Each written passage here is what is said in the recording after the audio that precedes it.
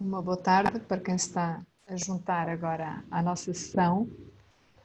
A sala está a começar a ficar cheia. Vamos só aguardar que se junte mais gente nesta nossa sessão.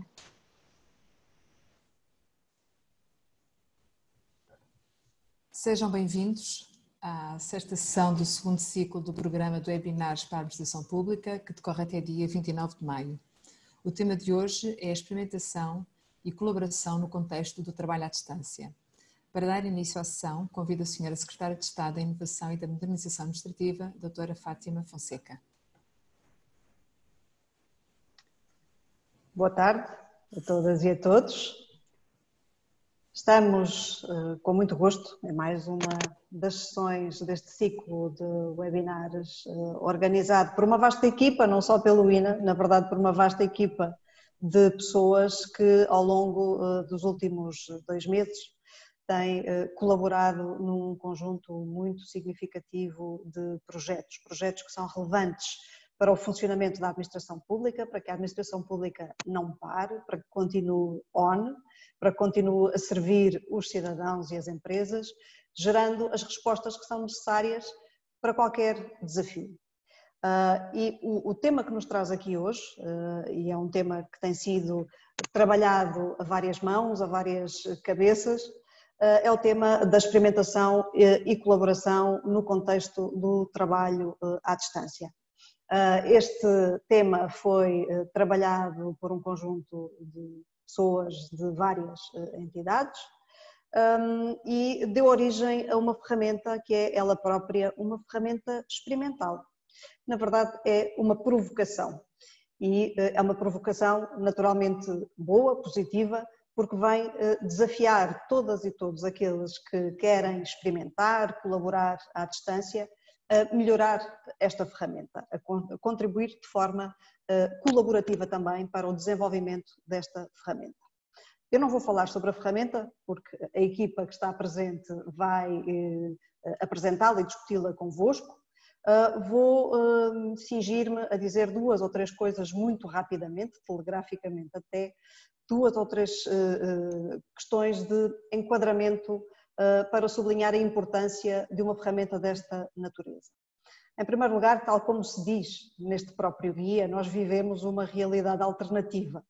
Temos vivido uma realidade alternativa e esta realidade vem convocar-nos para fazer coisas muito diferentes, com muita rapidez, com muita agilidade, também com muito atrevimento em muitas circunstâncias, vem basicamente acelerar um conjunto de transformações que a administração pública vinha a preparar e essas transformações foram transformações muito consequentes porque tiveram resultados muito rápidos e permitiram que todos continuássemos a funcionar bem. Ora, o facto de nós termos respondido a uma situação difícil provavelmente também se deveu ao facto de termos todos saído da nossa zona de conforto. E quando estamos fora da nossa zona de conforto, temos 2 opções, ou paralisamos, ou então fazemos algo de radicalmente inovador, diferente, de consequente e de produtivo. E estas semanas, estes meses em que temos estado todos a lidar com a Covid-19, são meses, são semanas, são muitas horas de trabalho que nos têm desafiado muito. E desafiaram-nos a experimentar, a testar soluções diferentes e também a colaborar de uma forma muito reforçada. Qual é a exigência aqui? Não é tanto continuar a colaborar ou inovar em circunstâncias que são pressionantes, mas é transportar esta dinâmica de colaboração reforçada, de inovação, de experimentação, para um contexto de maior estabilidade.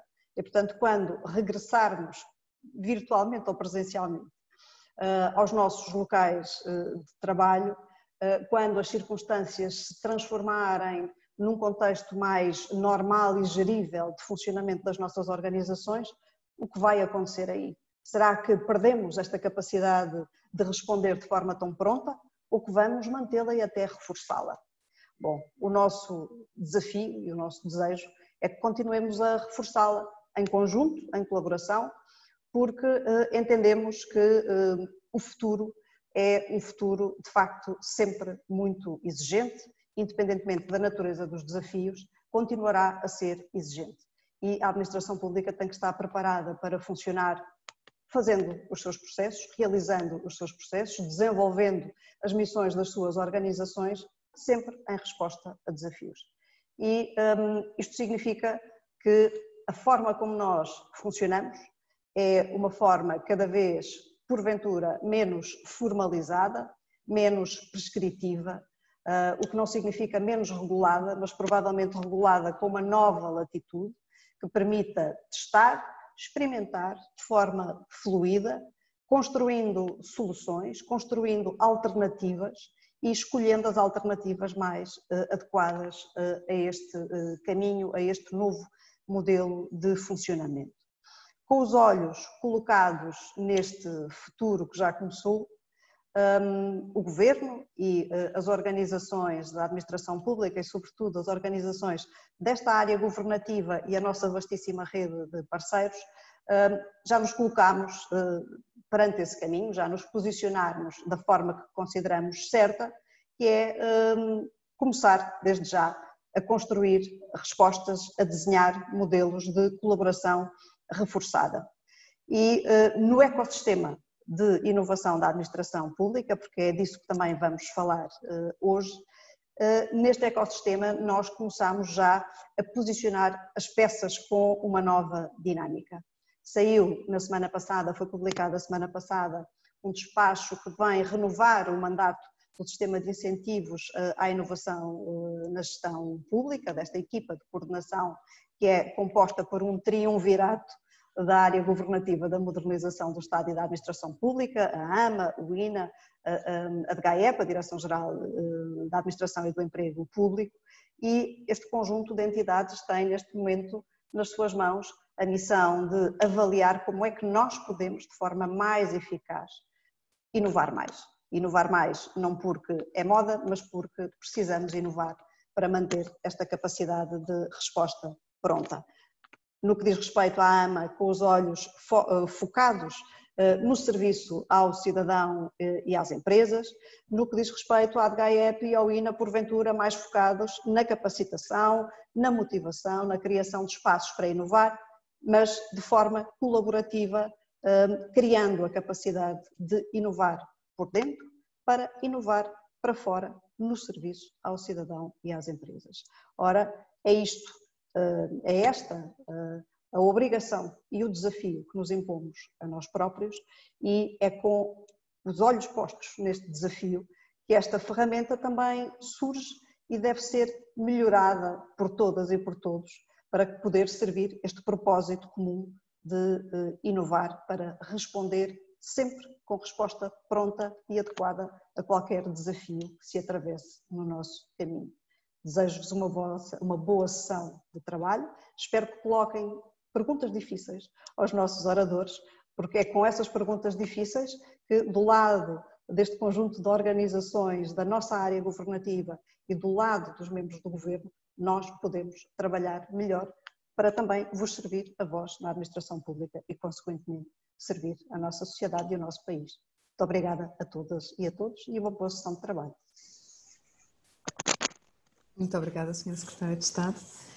Iniciamos agora o debate sobre a experimentação e a colaboração no contexto do trabalho à distância. Recordo que durante a sessão os participantes podem utilizar a ferramenta disponível no ecrã, designada por Questions and Answers, para colocar questões que serão respondidas no final. Peço que coloquem sempre o primeiro e o último nome para sabermos com quem é que estamos a falar e para que possamos ler então as questões. No painel de conferencistas de hoje temos connosco o Dr. Daniel Santos, designer de serviços do Laboratório de Experimentação da Administração Pública da Agência para a Modernização Administrativa, a doutora Usna Alibai, boa tarde, a doutora Usna Alibai, técnica superior da Direção-Geral da Qualificação de Trabalhadores em Funções Públicas, o Dr. Jorge Lagarto, técnico superior no Laboratório de Experimentação da Administração Pública da Agência para a Modernização Administrativa, e a engenheira Sara Carrasqueiro, vogal do Conselho Diretivo da Agência para a Modernização Administrativa, a AMA. Vai moderar o debate a doutora Maria de Jesus Rodrigues, chefe de Divisão de Comunicação e Relações Públicas da Direção-Geral da Qualificação dos Trabalhadores em Funções Públicas. Na sessão está ainda, e contamos com a presença do Dr. Luís Oriola, do Instituto Nacional para a Reabilitação, que irá fazer a interpretação para a língua gestual portuguesa. Muito obrigada a todos por terem aceito o nosso convite para esta sessão. Passo então a palavra à doutora Maria de Jesus Rodrigues. Muito obrigada, doutora Elsa Belo. Agradeço a presença de todos os convidados e começaria com uma questão para a engenheira Sara Carrasqueiro. Em que contexto e com que objetivos surgiu este projeto de desenvolvimento do Guia da Experimentação e Colaboração à Distância? Muito boa tarde a todos.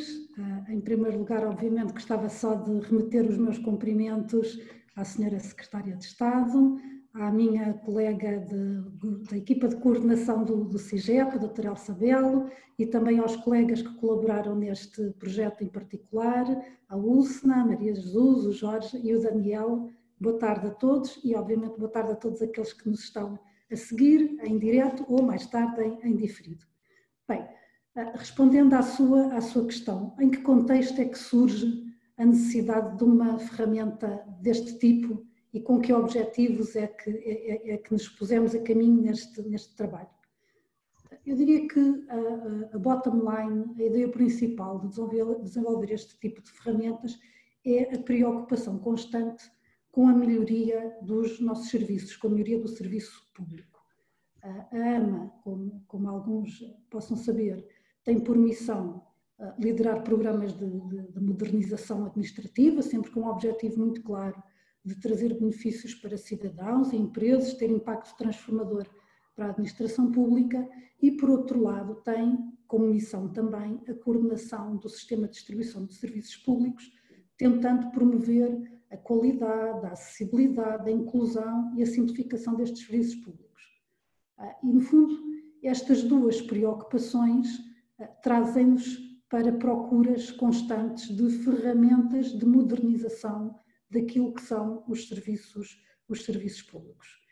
E neste contexto, há pouco mais de 2 anos, foi integrado na Agência para a Modernização Administrativa o LabX, Laboratório de Experimentação da Administração Pública, que visa precisamente criar espaços seguros de experimentação e inovação dos serviços públicos. Portanto, o LabX, desde a sua criação, tem desenvolvido um conjunto de projetos experimentais esses que são levados a cabo através de metodologias colaborativas, tendo sempre por base e como objetivo a adequação às necessidades e às expectativas de cidadãos e empresas.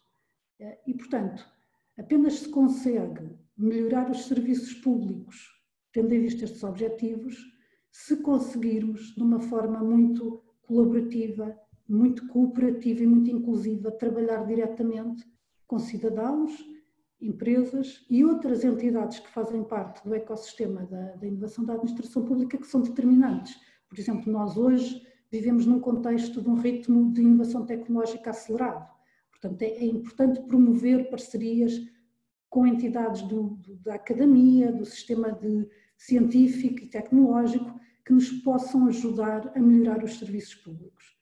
E, portanto, todos os projetos que têm vindo a ser desenvolvidos neste contexto tentam sempre promover uma colaboração com cidadãos, empresas, entidades da sociedade civil, do sistema científico nacional, tendo em vista investigar problemas, co-criar soluções e depois experimentar essas mesmas soluções.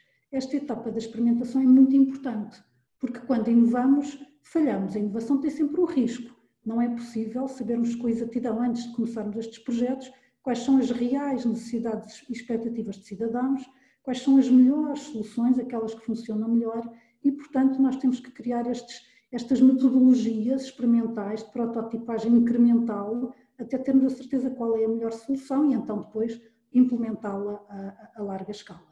E, portanto, estas metodologias têm vindo a ser desenvolvidas e testadas pelo laboratório com uma colaboração muito direta, portanto, em diversos projetos, os colegas do Laboratório de Experimentação vão junto aos serviços públicos, fazem inquéritos, seguem cidadãos, seguem empresários e, portanto, eu diria que são metodologias de contacto. e que tem resultado muito bem. Ora, infelizmente, no início deste ano, em fevereiro ou março, fomos realmente confrontados com uma situação de distanciamento social. E estas metodologias que tinham vindo a ser utilizadas, de alguma forma, pareciam estar em risco. Como é que nós vamos co-criar e experimentar com cidadãos, lado a lado com cidadãos e empresas, se não podemos estar fisicamente próximos deles? E, portanto, este foi o mote e o contexto e o objetivo que nos conduziu a este trabalho, começar a pensar como é que adaptamos estas metodologias a contextos à distância, que outras preocupações têm que ser enquadradas nas abordagens metodológicas para conseguirmos levar a bom porto projetos de investigação, cocriação e experimentação. Também, como disse a senhora Secretária de Estado, em boa hora se constituiu um grupo alargado colaborativo dentro da administração pública em torno de vários objetivos de um sistema, de um plano colaborativo com vários entregáveis, nomeadamente este, e portanto tivemos a oportunidade de contar aqui com a participação do INA para podermos validar e robustecer este instrumento que no fundo foi partilhado e que estamos aqui a divulgar hoje. Muito obrigada, engenheira Sara. Agora perguntava ao Daniel Santos qual a razão de ser do Guia de Experimentação e Colaboração à Distância? Quem são os destinatários e, no fundo, que resultados se esperam na sua disponibilização? Muito bem, uma excelente pergunta. Antes de mais, em nome do LabX, a Dama, gostaria também de agradecer o convite e a oportunidade de podermos partilhar o trabalho desenvolvido no contexto do trabalho, do Plano de Trabalho Colaborativo, nomeadamente deste guia. Gostaria igualmente também de saudar a Sra. Secretária de Estado, a Sara, a Ujna e o meu colega Jorge, também, já agora, a Elsa, da equipa de coordenação do Plano Colaborativo, e a Maria Jesus na moderação. Eu, se fosse possível, gostava de também responder esta pergunta usando uma pequena apresentação para que sirva também de apoio e referência a quem nos vê. Eu vou só partilhar aqui o ecrã.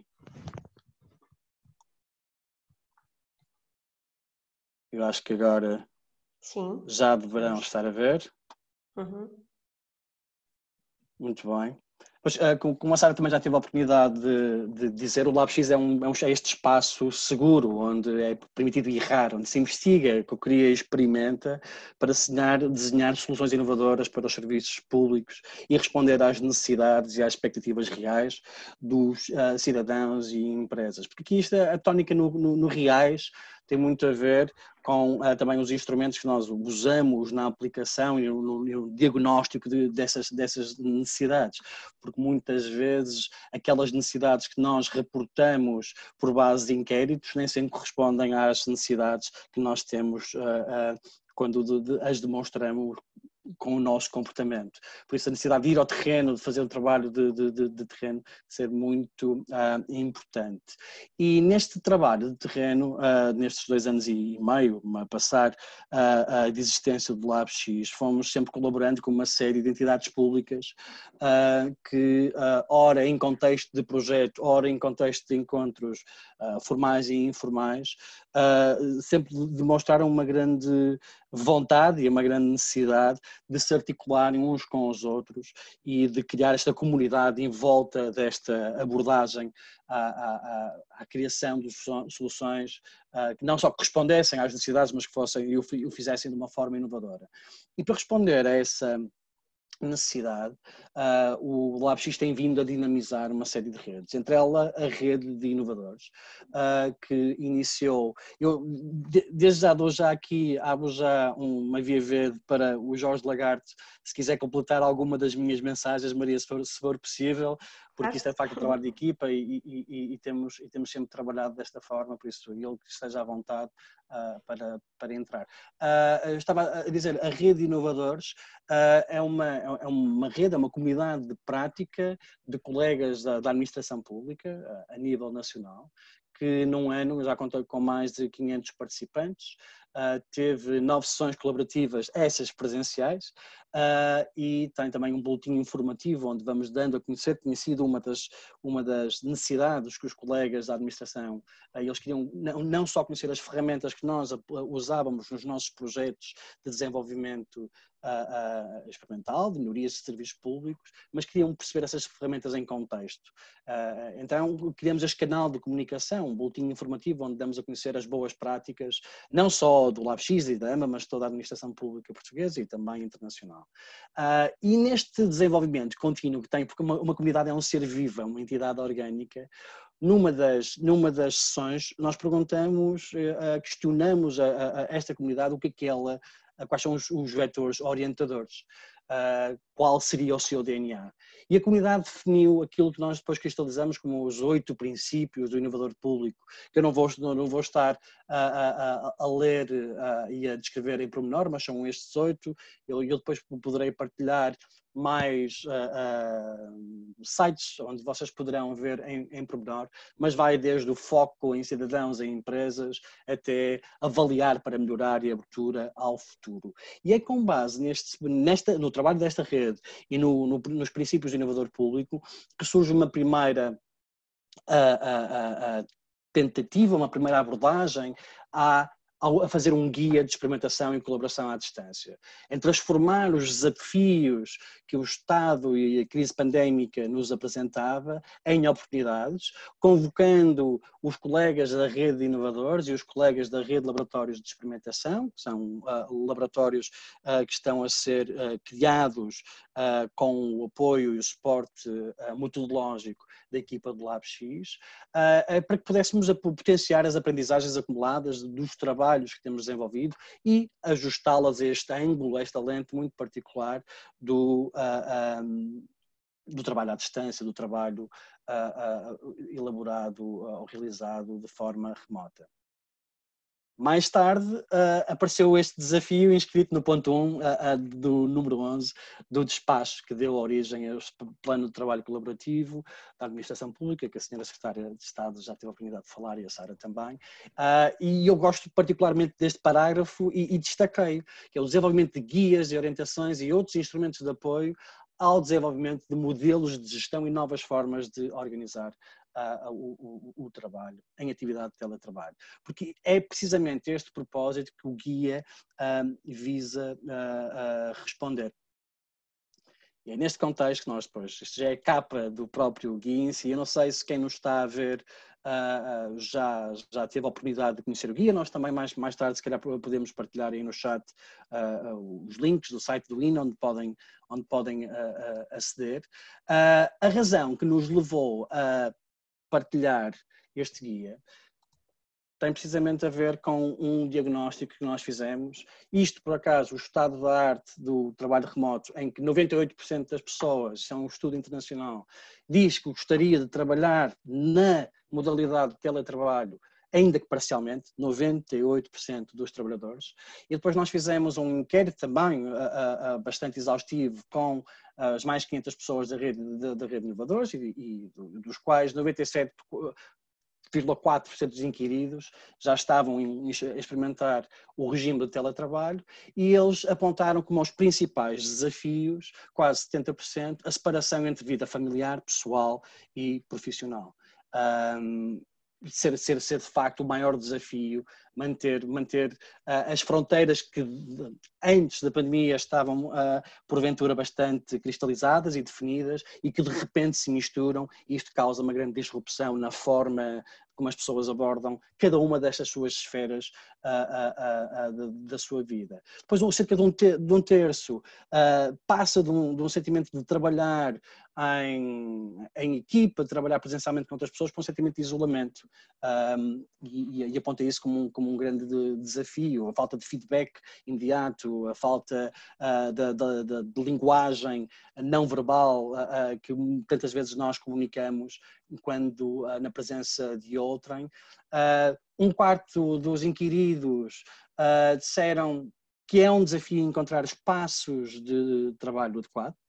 dentro das suas residências, e também cerca de um quarto disse que a organização do trabalho e a forma de reporte alterava, e isso por si só representava um desafio. A famosa tabela de Excel que muitos colegas têm sentido algumas dificuldades. Em relação ao ângulo específico do trabalho colaborativo à distância, os colegas disseram isto para justificar ainda e para enquadrar um pouco qual é a razão de ser deste guia. Precisavam de apoio na implementação de metodologias colaborativas à distância, precisavam de perceber como é que conseguem colaborar à distância, sendo que a maior parte do dia passam a olhar para o computador isoladamente. Cerca de um terço também apontavam que os processos de tomada de decisão eram mais difíceis, não eram tão claros, e cerca de um quarto apontava que o contacto com os colegas e outras entidades era de facto um desafio, porque muitas vezes era feito, só tinha um contacto ou de e-mail ou do número fixo geral, e já não havia ninguém da telefonia para passar a chamada, coisas tão simples como essas que foram reportadas como sendo um desafio. Nessa dimensão, identificamos que estes eram os desafios emergentes. Para os trabalhadores, a dificuldade de separar a vida profissional, o tratamento diferente face a outros colegas que podiam estar no escritório, a solidão e a saúde mental, o equilíbrio entre vida familiar, pessoal e profissional.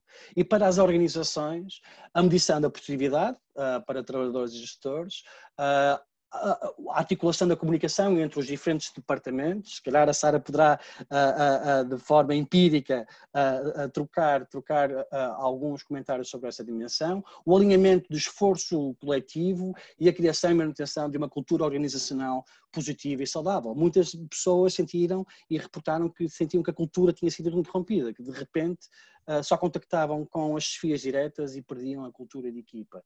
Aliás, e o plano de trabalho colaborativo, em muitos dos seus guias, já responde a muitas destas dimensões, nomeadamente o trabalhar a partir de casa, da saúde mental, que a USNA conhece muitíssimo bem, e outros guias que este esforço coletivo do plano de trabalho colaborativo respondeu. Há também oportunidades que merecem destaque, que são, por exemplo, as potenciais vantagens da flexibilidade de horários, ou então a liberdade para trabalhar em qualquer lugar desde que tenha as infraestruturas necessárias, ligação à internet, eletricidade, ter menos interrupções.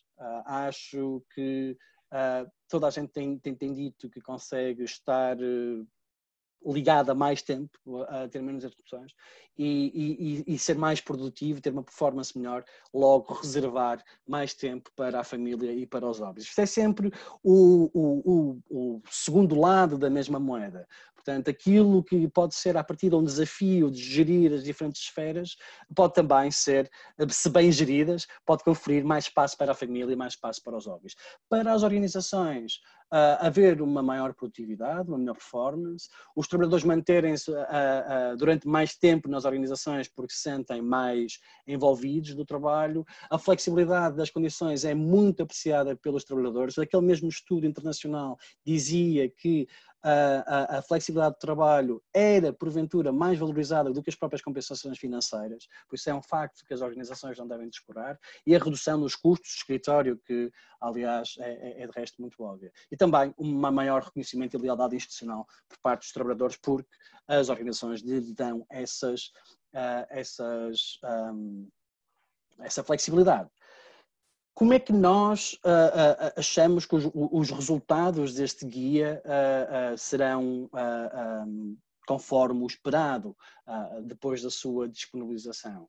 Se as pessoas puderem de facto potenciar estas vantagens, se as pessoas depois de facto de usarem e navegarem o guia nas suas há uma quinta dimensão, mas nas suas 4 dimensões, e irem testando as ferramentas, as abordagens que são propostas, e de facto se materializar estas vantagens que estão aqui identificadas, e se ele for obviamente disseminado pelos nossos colegas da administração pública, seja ela central, local ou regional.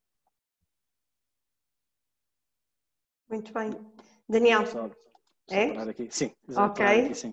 Pronto, vou passar então ao Jorge. O Jorge vai desenvolver também algumas destas temáticas que o Daniel falou, porque este guia tem como denominador comum o trabalho colaborativo. e refletindo-se em diferentes temas que vão desde a comunicação até à experimentação, à promoção da experimentação que o Daniel também falava. Que desafios se colocam ao nível dos vários temas que foram considerados no guia? Muito bem, boa tarde a todos. Muito obrigado, em primeiro lugar, pela possibilidade de estarmos aqui a partilhar um pouco do nosso trabalho. Eu vou dar sequência à apresentação do que estávamos a fazer, julgo que já estará disponível. Sim, já é possível ver. Já estamos a ver. Portanto, todas estas 4 vertentes têm desafios, alguns muito específicos, outros transversais. O grande desafio, e eu falo pessoalmente, tem a ver muito com a conciliação. É transversal tanto à comunicação como a todo o trabalho e é a razão pela qual eu de vez em quando tenho que voltar a cabeça para o lado, ou pode acontecer que de repente a cadeira fique vazia. Isto de partilhar o trabalho colaborativo com 2 descendentes de 11 anos que estão neste momento também eles próprios numa videoconferência, ou com uma ascendente de 90, portanto estando sozinho a gerir todas estas situações, acho que é muito representativo dos problemas ou das dificuldades que nós temos no nosso dia-a-dia. Mas, como em tudo na vida, são questões que fazem parte da vivência e conforme nós vamos trabalhando mais, já tenho 2 meses de prática de confinamento com mais dois minimis a fazerem os seus trabalhos da escola e as suas aulas de Zoom e as pesquisas e tudo isto, vamos conseguindo encontrar estratégias. No que diz respeito a estas 4 vertentes, a principal, acho que é mesmo a comunicação. É muito difícil fazermos transposição do que é a comunicação face a face, a comunicação presencial, para um modelo de comunicação mediada por computador.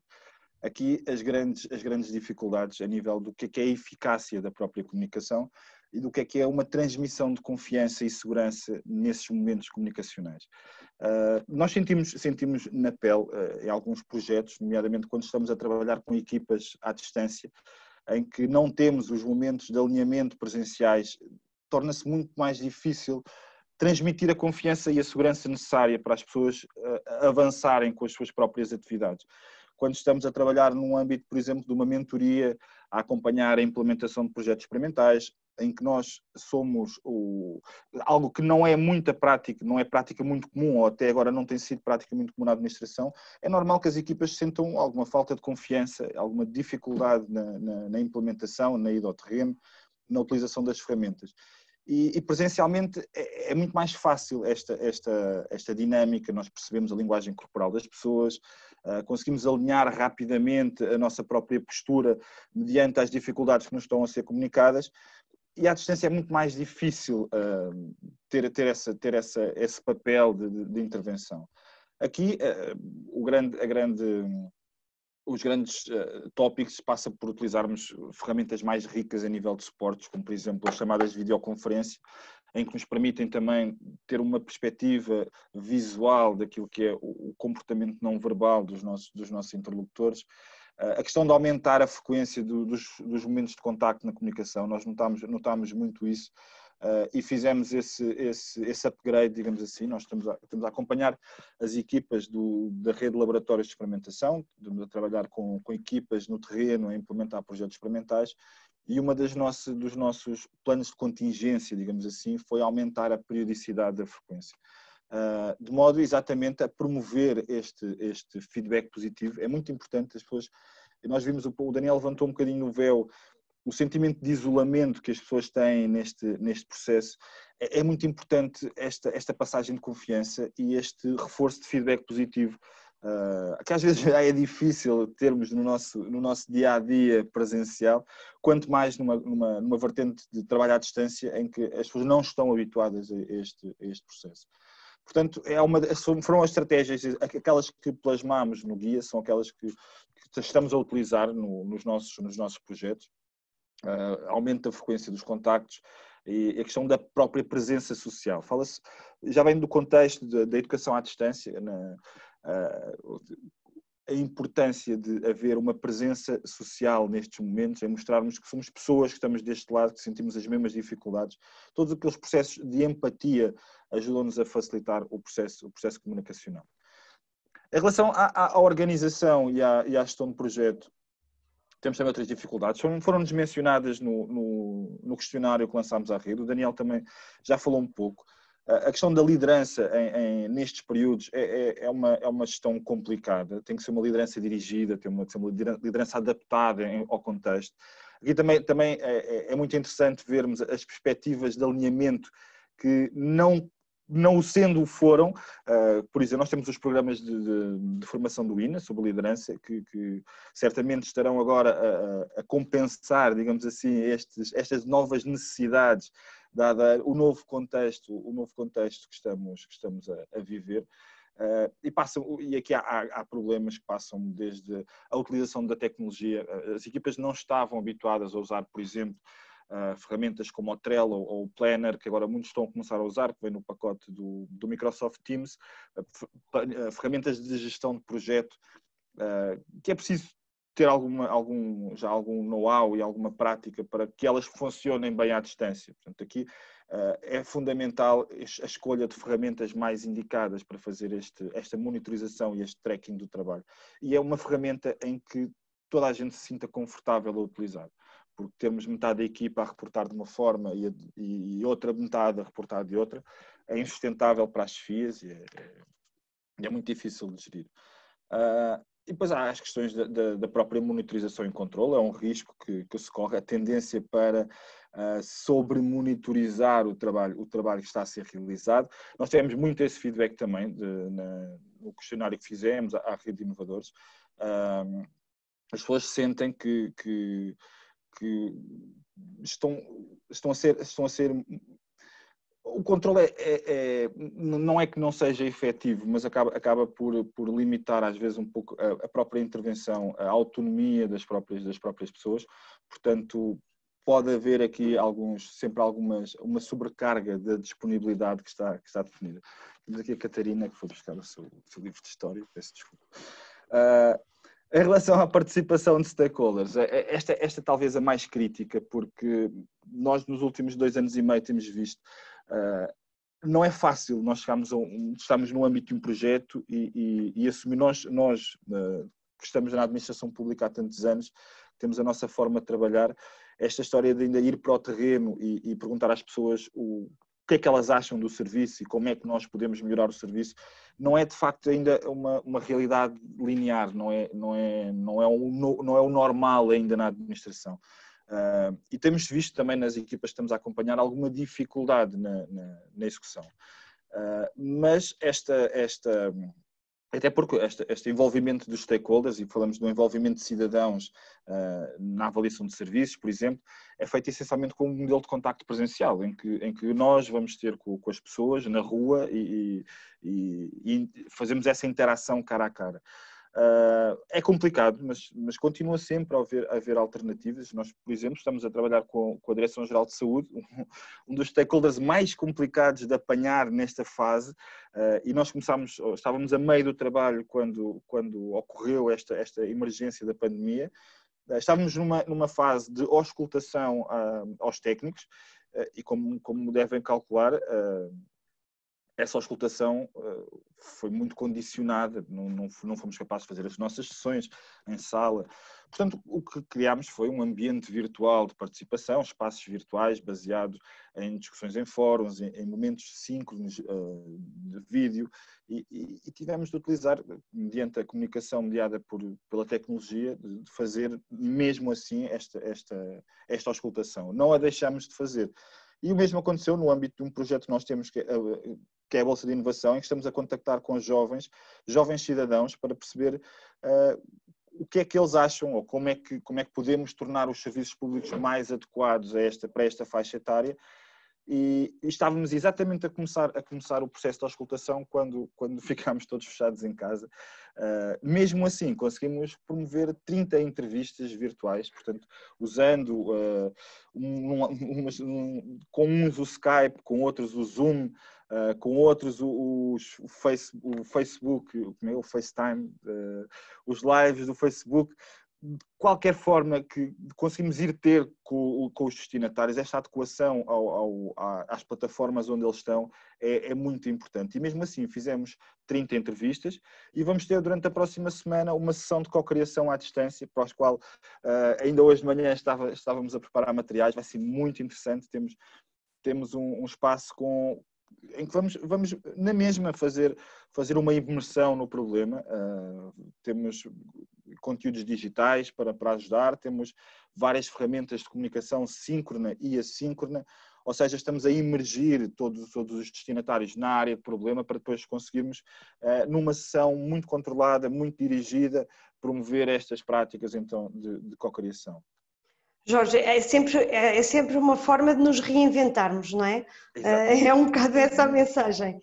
Nós já vamos voltar ainda a falar mais do guia, mas agora passava a palavra à Usna, para falar um bocadinho sobre esta última dimensão que tem a ver com o equilíbrio e que o Daniel e o próprio Jorge também já tocou, a conciliação da vida profissional e a vida pessoal e portanto, queria perguntar à Usna concretamente que tipo de contributos é que se apresentam para o alcance deste equilíbrio no guia que aqui estamos a apresentar e a discutir no fundo. Obrigada pelo convite, antes de mais nada, e começo por cumprimentar a Sra. Secretária de Estado da Inovação e da Administração Administrativa, os conferencistas e toda a audiência. Muito boa tarde. Relativamente à questão como é colocado, trabalhar à distância implica sempre haver uma definição de fronteiras entre a vida pessoal, familiar e profissional. E para isso acontecer é necessário definir regras básicas para haver esse equilíbrio, essa conciliação. Não podemos esquecer que estar em casa estamos sujeitos a vários estímulos externos que podem resultar em distrações. E para evitar essas distrações, o que é que podemos fazer para evitar? Eu, no âmbito da dimensão pessoal, eu penso que um autocuidado é muito importante. Cuidar de si próprio, ter tempo para si, dedicar-se um bocadinho a um desporto, não deixar o sedentarismo afetar a nossa saúde, estar em contato com os colegas, com os amigos, ainda que remotamente, acordar de manhã, a pessoa arranjar-se para ir trabalhar, para ir para o seu espaço de trabalho. É muito importante ter esse autocuidado. Obviamente que são regras, são práticas que cada um aplica consoante as suas necessidades. Mas que é importante haver um autocuidado é. Para a dimensão profissional, eu penso que fazer um bom planeamento da agenda é muito importante. Só que isto implica a existência de uma boa comunicação entre a equipa de trabalho, uma boa organização do trabalho, por estarmos perante novas formas de organização do trabalho, haver uma boa comunicação entre os responsáveis e uma boa gestão do tempo. Nesta dimensão, os dirigentes têm um papel fundamental. Os trabalhadores estão em casa, os dirigentes têm que acompanhar, têm que distribuir, têm que organizar os projetos para ajudar os seus trabalhadores a organizarem o seu dia de trabalho. E para a dimensão familiar, definir o espaço de trabalho. Obviamente que esta é uma regra básica, só que nem todos nós temos condições para definirmos esses espaços, sabemos disso. O ideal é não partilhar o espaço onde se trabalha com a família.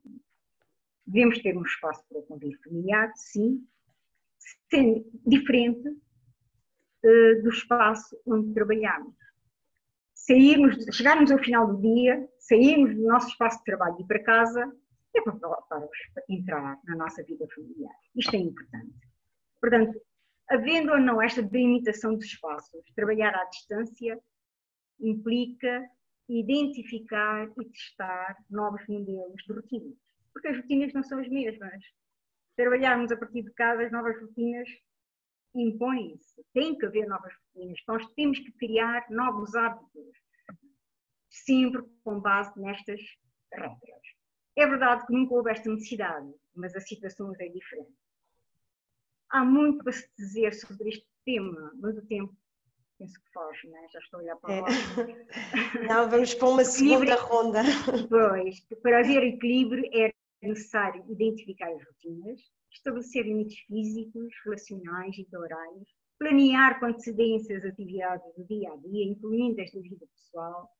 Este pode ser um caminho para realizar as tarefas e evitar a ansiedade. Porque a ansiedade muitas das vezes é o grande problema das pessoas, não conseguirem separar os espaços, não conseguirem delimitar os espaços, isso cria muita ansiedade.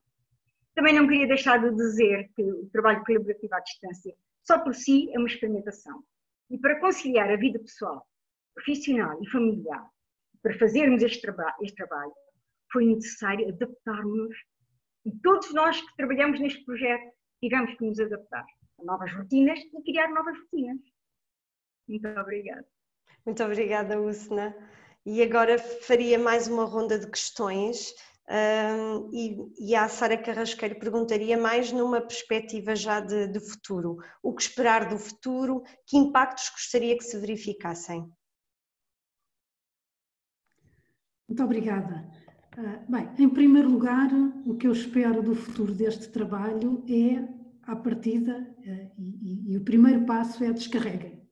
Descarreguem o guia, leiam o guia, analisem o guia, porque no fundo, se isto não acontecer, bem, enfim, o trabalho não teve sucesso. O sucesso desta iniciativa e de todos estes guias que a administração pública está a desenvolver de forma colaborativa é para que depois todos os colegas possam lê-los e analisá-los e, no fundo, conseguirem, de alguma forma, mudar a sua cultura, o seu conhecimento. Portanto, esse seria o meu primeiro desejo. E vou ser muito breve, porque eu sei que já estamos um bocadinho. Segundo, questionem, critiquem, testem o guia. O guia, como a senhora Secretária de Estado disse na abertura, é ele próprio uma experiência, uma iteração. Tudo aquilo que desenvolvemos nunca está pronto. É sempre possível melhorar, há sempre contextos diferentes que precisamos adequar. Portanto, aqueles de vós que descarregarem o guia, lerem o guia, analisarem, tiverem contributo, que discordem de alguma coisa, critiquem, façam chegar, por favor, ao LabX, nós analisaremos e melhoraremos continuamente esta ferramenta. Depois, gostaria ainda que colocassem em prática algumas das ideias que estão no guia. Não é? Portanto, mais do que conhecermos um conjunto de boas práticas e podermos contribuir para a sua melhoria, o importante mesmo é pôr as boas práticas em prática. Não é? Portanto, pratiquem a experimentação, seja ela à distância ou o que nós gostaríamos mesmo era de poder fazer um bocadinho de experimentação em proximidade física. Não é? Penso que todos nós ansiamos por estar juntos outra vez, não só com os nossos colegas e amigos, mas também com aqueles a quem servimos, cidadãos e empresas.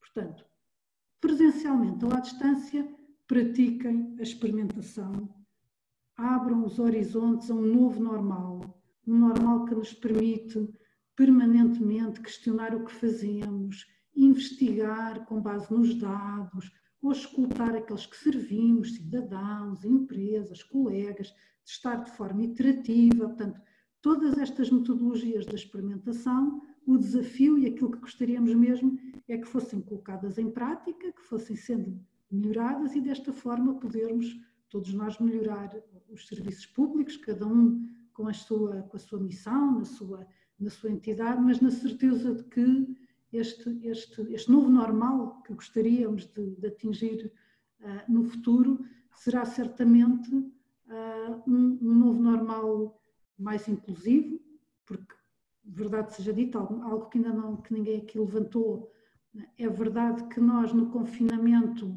ficamos mais longe uns dos outros, mas por incrível que pareça, também ficamos mais próximos uns dos outros. Eu tenho muitas equipas que me reportaram que nunca se sentiram tão próximos das suas equipas e das outras equipas como agora. Porquê? Porque conseguimos despertar uns nos outros empatia, solidariedade, ajuda e, para além disso, também não esquecer que também temos um conjunto de colegas e também daqueles que servimos, de empresas que estão distantes geograficamente. E, portanto, isto também foi um alerta e também nos possibilita melhorar os serviços públicos para aqueles que, geralmente, mesmo sem uma situação de emergência e saúde pública, estão distantes. E, portanto, o que eu desejava muito para o futuro é que, em primeiro lugar, leiam o guia, criticam, digam o que pode ser melhorado, ajudem-nos a melhorar a ferramenta, ponham em prática e, no fundo, evoluam uma cultura para uma cultura de uma administração pública mais flexível, mais iterativa, menos acomodada com aquilo que são os processos normais, mais intransigente, mais arrojada, mais corajosa, isto sempre em prol de quem? Daqueles que servimos. Muito obrigada, Sara. Daniel, sinteticamente, qual foi o processo de criação do guia? Eu peço desculpa, o som quebrou um pouco a Maria, mas estava-me a perguntar sobre o processo. O processo de criação do guia. Bem, eu ilustrei há pouco alguns dos passos sobre o processo de criação, mas foi depois de fazermos este diagnóstico e tomar decisões informadas com base nesse diagnóstico que dividimos o guia nestas 4 grandes áreas, que eram a comunicação, a organização, a gestão do projeto, a participação de stakeholders, como é que nós envolvemos as stakeholders à distância, e a promoção da experimentação, que era, em síntese, a aplicação da própria a metodologia do LabX, a metodologia que confere o DNA ao LabX, que é investigar, co-criar e experimentar como é que nós conseguimos aplicar a metodologia LabX neste contexto. O processo de co-criação começou por distribuir dentro da equipa e trazer dinâmicas de aquilo que nós costumamos chamar de inteligência coletiva, diferentes perspectivas, tem muito a ver também com a própria forma como a equipa trabalha, de dar a responsabilidade e a autonomia às pessoas, de escrever, de criarem conteúdo, de poderem cristalizar a sua perspectiva pessoal e como profissionais sobre estes temas. Dizer, por exemplo, que sobre a comunicação dividimos-la em 2 grandes eixos, a comunicação interna e a comunicação externa, porque embora elas caiam no grande saco da comunicação, há uma grande ambiguidade entre as duas, e é possível, por exemplo, criar orientações para que uma organização ou uma equipa consiga navegar essa ambiguidade, em que damos também indicações de como é que se pode reduzir as falhas de comunicação. Nós comunicamos, ou muito daquilo que nós aprendemos na comunicação não se resume só às palavras escutadas, mas há uma dimensão muito forte relacionada com a parte comportamental, que é a linguagem não verbal, e uma das recomendações muito práticas que nós damos no guia: por favor, substituam os longos e-mails por conversas, por videoconferências, vejam os vossos colegas mais, e se calhar isso é interessante porque liga provavelmente à ideia que a Sara estava a falar, de algumas equipas dentro da AMA se sentirem mais próximas umas das outras, porque têm se calhar comunicado com maior assiduidade, precisamente para compensar esse isolamento que a condição lhe está a trazer.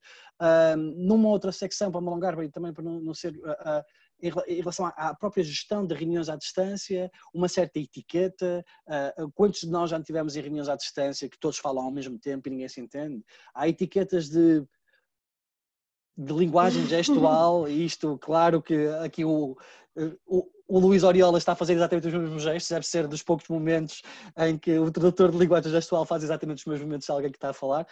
Foi muito interessante, vou lembrar este momento, mas e uma certa etiqueta para criar essa cultura também de como é que se comunica nesses canais. É diferente, mas tem coisas que são melhores, tem aspectos que são melhores, tem outros aspectos que são piores.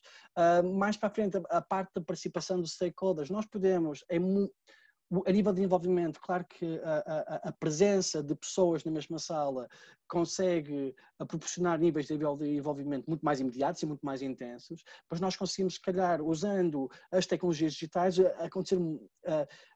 a filtrar temas, atingir uma escala muito maior, conseguirmos elencar dados e tirar dados muito mais rapidamente, que presencialmente não conseguiríamos. Provavelmente depois de uma sessão presencial teríamos que recorrer a métodos de documentação, vídeo, áudio, fazer a análise, fazer a transcrição muito mais demorados, enquanto se fizermos a participação usando os canais digitais, esse registro fica logo simplifica. E simplifica. E para terminar, a nível da experimentação, e das dimensões da promoção da experimentação, eu vou mesmo focar na parte aqui da experimentação, porque há 5 níveis onde a experimentação pode acontecer.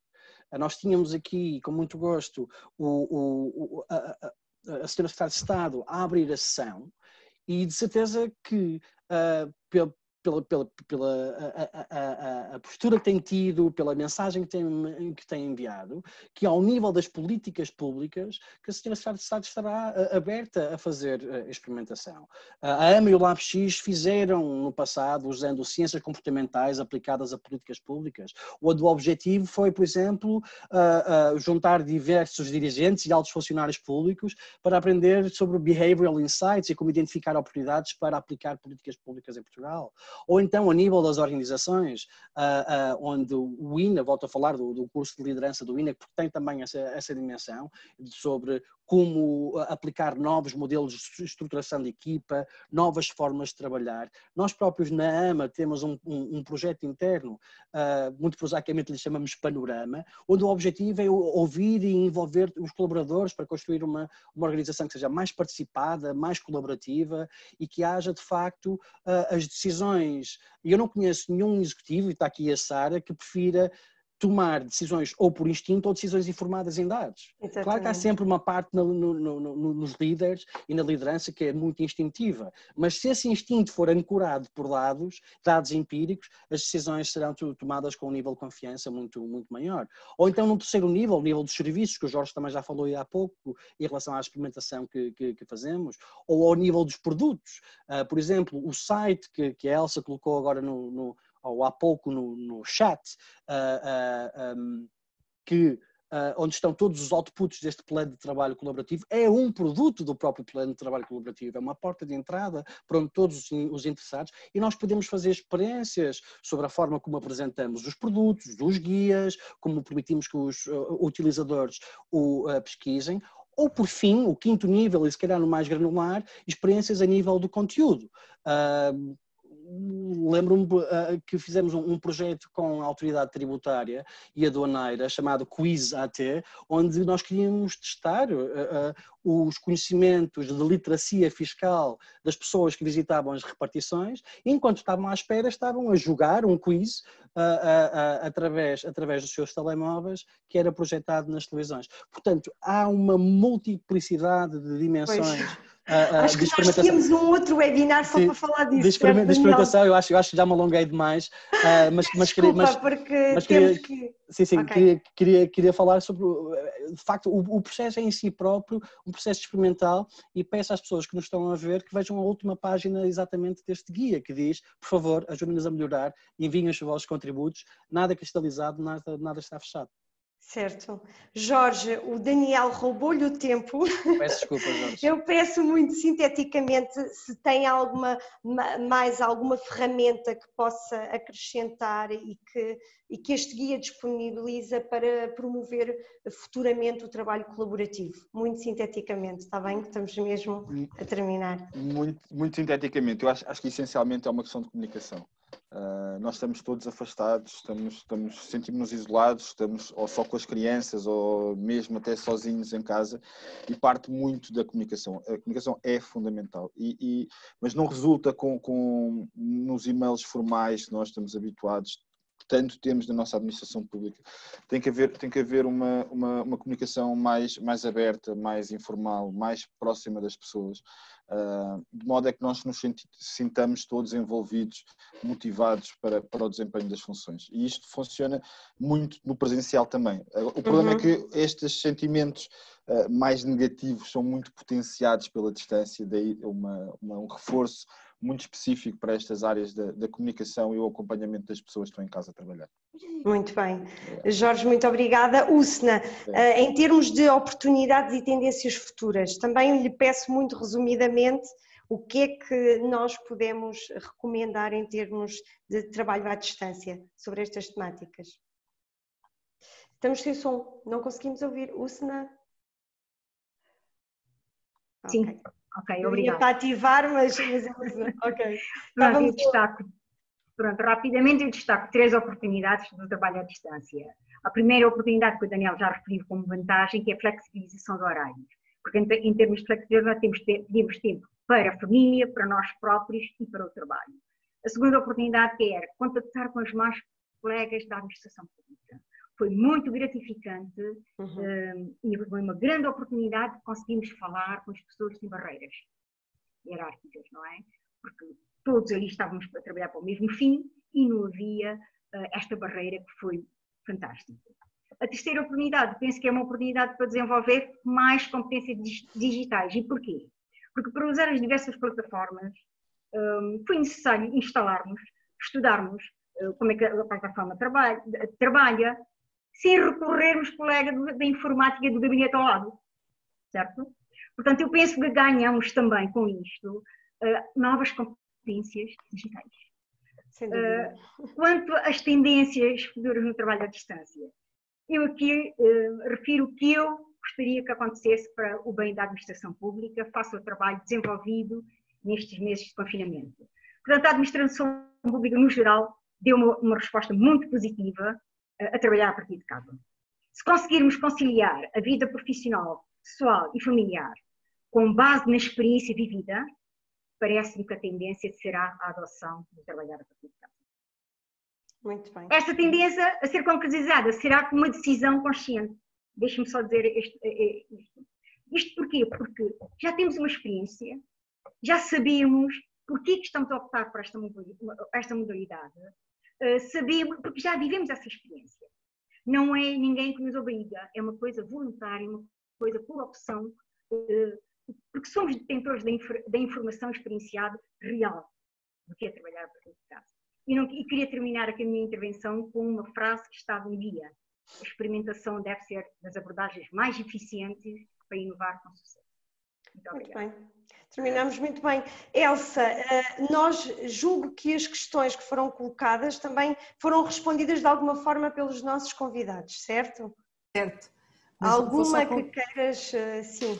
Só duas questões, uma muito dirigida ao LabX, de que forma podemos fazer chegar as propostas, ou seja, face ao guia, né? De que forma podemos fazer chegar propostas, comentários acerca do guia ou outros, ou seja, a forma de comunicação para o LabX. Há aqui muitas questões sobre a forma de contacto dirigida a vocês. Esta questão é colocada pela Madalena Carreira. Da Cecília Ramos, que nos coloca também a questão de perguntar então o que é que vai mudar com a experimentação e a colaboração no contexto do trabalho à distância. E acho que assim terminamos aqui com este painel de perguntas. Okay. Sim? Por acaso o Daniel até já escreveu no... Sim. Já. Sim, eu fui colocando algumas coisas no... Sim, o contacto também, as pessoas que se quiserem a ligar à rede de inovadores e ajudar-nos nesta emissão. E depois também alguns artigos daquilo que nós fomos falando a miúdo, estão todos aí em uma porta de entrada, e também o e-mail naturalmente como contacto preferencial. Não sei, pelo menos a primeira pergunta já está respondida. Certo. Em relação à segunda pergunta, Sara, quer terminar respondendo à questão? Bem, a pergunta é o que é que vai mudar na experimentação neste contexto à distância, era isso? Exato, sim. Bem, eu acho que já fomos respondendo ao longo do tempo. No fundo, procuramos adaptar metodologias, utilizar novas ferramentas.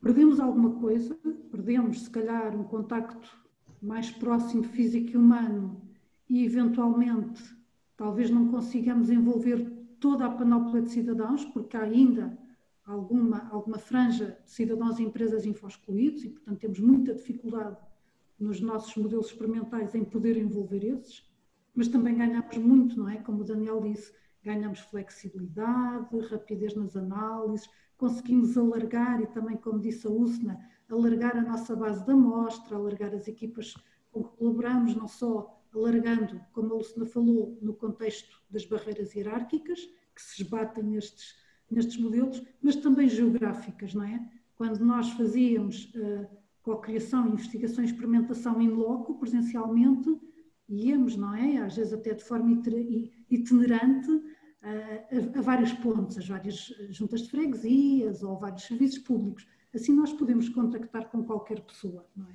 Utilizando estas ferramentas à distância. Portanto, eu diria que mudam algumas coisas do como, mas não mudam o porquê. Portanto, o objetivo da experimentação e da melhoria contínua é mesmo podermos ir adaptando os nossos serviços, a nossa cultura, a nossa forma de estar a uma sociedade que vai evoluindo e que vai exigindo cada vez mais de todos nós. E, portanto, é isso. É a esses desafios que queremos responder, melhorar os serviços públicos. Sim, e no fundo adaptando-nos sempre aos desafios que se colocam em estes contextos que não estamos à espera, mas que certamente conseguimos superá-los. Eu agradeço imenso a presença de todos e por terem aceito o nosso convite, e agora passaria a palavra à Elsa Belo para fazer o encerramento do webinar de hoje. Então, antes de encerrarmos, pedimos a vossa apreciação sobre esta videoconferência, para este inquérito que isso surgirá no vosso ecrã.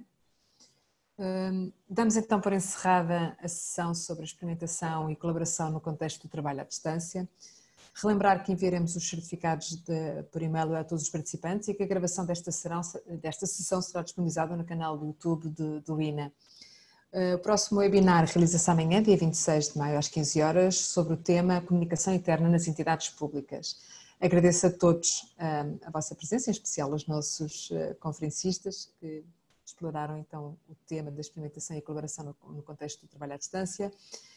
Desejar uma boa tarde a todos e até uma próxima sessão. Uma boa tarde. Muito obrigado. Muito obrigado a todos. Obrigada, boa tarde. Obrigado, boa tarde.